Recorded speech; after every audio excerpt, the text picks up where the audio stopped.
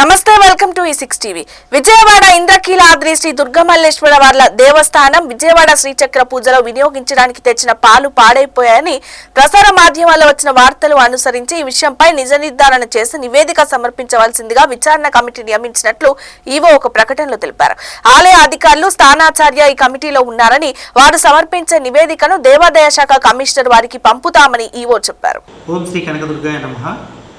శ్రీ దుర్గామల్లేశ్వర స్వామి దేవస్థానం శ్రీచక్ర నవార్చన పూజలో నిన్న పాల విషయంలో ఉపచారం అనే శీర్షిక ఈరోజు పేపర్లో రావడం జరిగింది.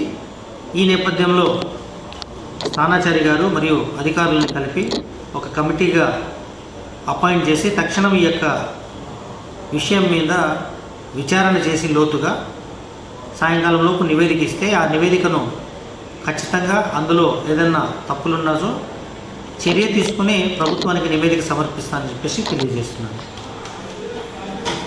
ఇవి అప్డేట్స్.